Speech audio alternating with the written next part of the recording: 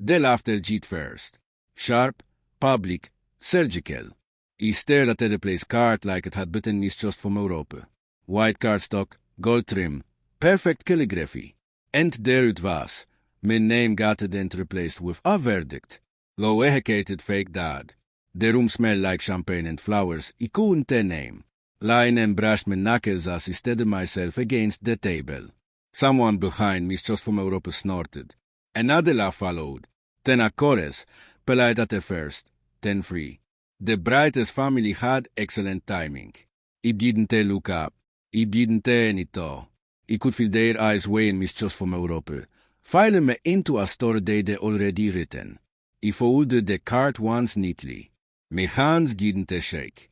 I pushed my chair back smooth enough not to scrape. That is when I heard my son's voice low and tight.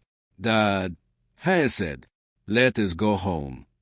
And in that moment, before he turned, before he spoke, before anything broke, he knew this was over. He raised him alone. That is the sentence people nod at, then forget. He learned the weight of grocery bags cutting into my fingers. Learned how to sew buttons at the midnight before school photos. Learned the math of sacrifice, how to subtract yourself without anyone noticing. He didn't have degrees framed on walls. He had calluses early mornings, late nights. He had a letter in my head of every time he chose him over myself. When I got older, the distance started. Subtle invitations phrased like obligations. Conversations shortened to updates. I learned new words, networking, optics, alignment. He learned how to listen without interrupting. Then I met her and her family arrived like an audit. They asked where he studied. He told them where he worked. They smiled the way people do when they've already decided what you're worth. At their dinners, they spoke around me just from Europe. Discover more. Note taking apps. YouTube transcript tool. Video marketing guides. Not to me just from Europe. Corrected my grammar. Explained my own son to me just from Europe. I told myself it didn't matter. I was wrong. The wedding invitation came, embossed and cold. My name spelled right. That felt like progress until the sitting, until the laughter, until the realization settled in me just like a blood turned sideways. This was their mistake. Mistakes apologize. This was a message delivered in public. Witnessed approved. He stood there holding my folded card while the bride's uncle leaned close enough for me just from Europe to smell his cologne. It's just a joke, I said. You people should learn to laugh. He nodded. He always nod first. My son didn't laugh. I didn't look at them either. I looked at them just from Europe like I was finally seeing the bill come due. That night, he didn't sleep. He didn't rage. He didn't rehearse speeches. He reviewed facts. He remembered the paperwork he signed years ago without fanfare. The money he invested quietly. The legal advice he paid for when only for it mattered. He remembered how often people confuse silence with ignorance. By morning, the hurt had cooled into something sharper, cleaner. He made calls. Not many, the right ones. He didn't confront anyone. He didn't need to. Confrontation is loud. Strategy whispers. The next afternoon, my phone rang. Unknown number. He answered, "Sir." A strained voice said, "There seems to be a problem with your son's companion." He let the silence stretch. Let them fill it with details.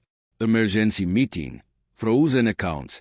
Investors asking questions no one could answer fast enough. At the office, he sat across from the bride's father.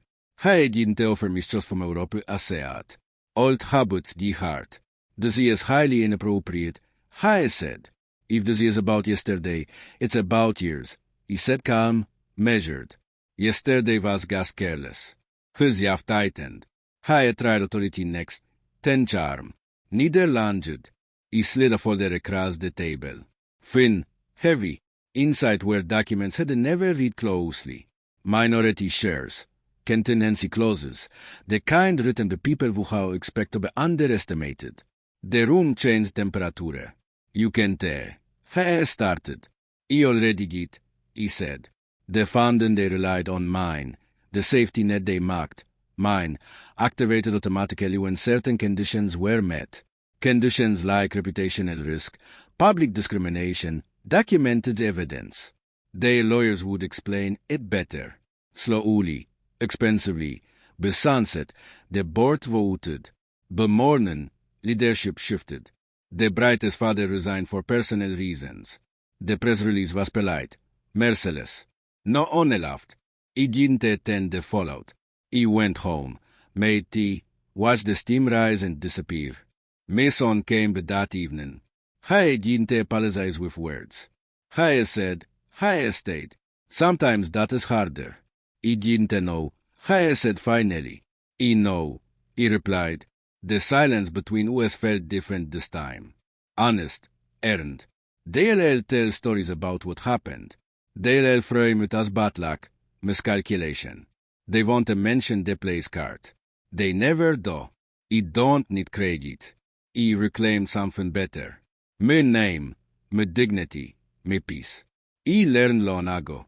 The most devastating revenge doesn't shout. Assigns it his name quietly and lets the world redo it.